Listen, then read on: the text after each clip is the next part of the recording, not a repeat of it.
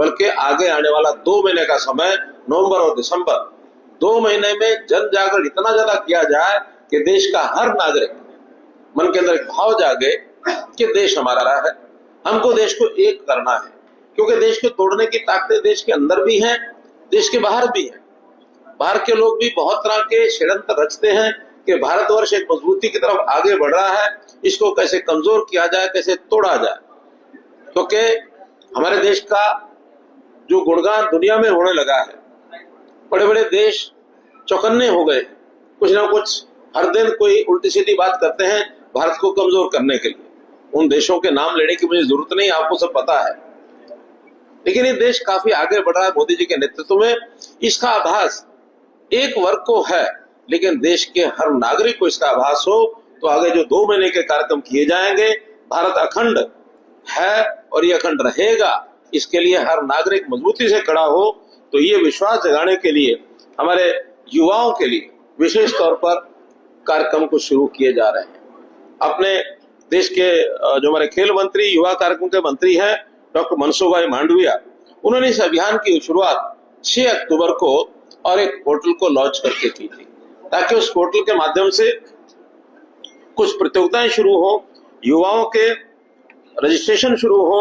और उस कार्यक्रम के माध्यम से देश का हर युवा किसी न किसी रूप में उसमें भागीदार हो। तो इस प्रकार का काम वो एक प्रकार से वो कर रहे हैं। तो एक माई भारत पोर्टल ये जो शुरू किया गया है, उस पोर्टल के अंतर्गत देश के अंदर युवाओं की सक्रिय भागीदारी करने के लिए बहुत सी प्रतियोगिताएं इनको शुरू करने का और ये काम किया है। और उसमें सरदार वल्लभ भाई पटेल की पूरी जीवनी, पूरा उनका विचार, इसको करते हुए, जैसे चाहे वो दौड़ है, चाहे अन्य विचारों के अंदर व्याख्यान मालाएं शुरू की जाए, डिबेट शुरू किए जाए, प्रतियोगिताएं शुरू की जाए, और उसमें और भी सामाजिक समस्याओं को हल करने के लिए, जैसे नशा मुक्त भारत की बात है, या फिट इंडिया की बात करनी है, या इस प्रकार से जो हमारे योग और स्वास्थ्य शिविर इसको लगाने की बात है, योग शिविर भी इसमें लगाया जाए, ताकि लोगों के रुचि के विषय भी हो और साथ साथ उनको एक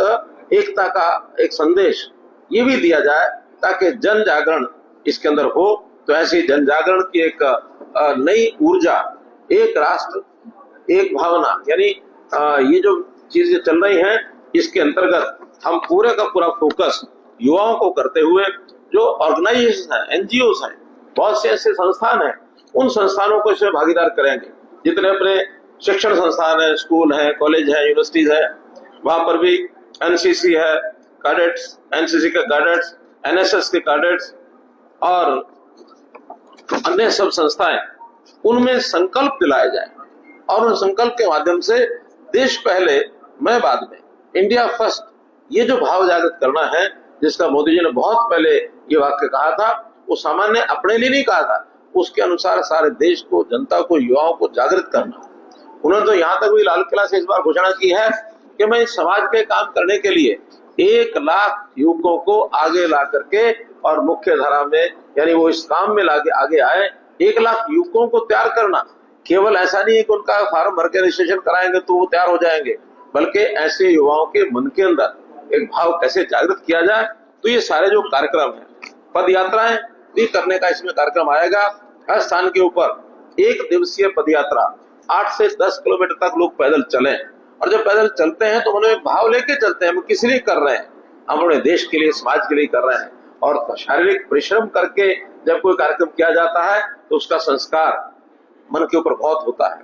हम देखते हैं अपने घर में मंदिर बना करके, मूर्ति पूजा करके हम संतोष पैदा करते हैं, अपने मन को संतोष दे लेते हैं, लेकिन मन में इच्छा क्या होती है, चलो वैष्णो देवी की यात्रा करें, चलो 4 धाम की यात्रा करें, चलो ऊपर चढ़ाई चढ़ के आए, मंदिर चढ़ाई के ऊपर बना हुआ है। शरीर को कष्ट दे करके जो मन का भाव बना के चलते हैं तो उसका संसार ज्यादा होता है। तो ऐसी दौड़ें लगाएंगे, ऐसे पदयात्राएं करेंगे, ऐसे कुछ खेलों की प्रतियोगिताएं करेंगे, यानी इस प्रकार के कार्यक्रम, और न केवल सरकारी तौर पर बल्कि सामाजिक संस्थाओं की ओर से भी हो रहा है। मुझे अभी डिप्टी कमिश्नर साहब बता रहे थे, एक 7 नवंबर से बहुत बड़ी यात्रा फरीदाबाद से होकर के निकलेगी। बैठे हैं डिप्टी कमिश्नर साहब, बागेश्वर धाम वाले जो बाबा हैं, वो 30-35 हजार लोगों को साथ लेकर के चल रहे हैं, और संदेश वो अपनी ओर से जो भी देंगे, लेकिन एक संदेश उसमें देश की एकता का, अखंडता का भी साथ में रहेगा। तो हमने सब संस्थाओं को भी आह्वान किया है ताकि हम चीज को आगे बढ़ा सकें। बहुत सी इवेंट्स की जो एक्टिविटी है, विद्वान लोग जो है वो सेमिनार्स करेंगे और उस सेमिनार में इसी विषय पर देश की अंदर की हमारी ताकत, विदेशों के षड्यंत्र और हमारे लोगों का जो भाव भावना कैसे बने वो उसमें करेंगे। नुक्कड़ नाटक, पहली बार सरदार पटेल की जीवनी पर नुक्कड़ नाटक, आज तक अभी ये नहीं हमने, लेकिन एक बहुत बड़ी टीमें तैयार की जा रही हैं कि वैसे नुक्कड़ नाटक उनकी जीवनी के वो भी करें। हमको पता है कि एक बहुत बड़ा स्टैच्यू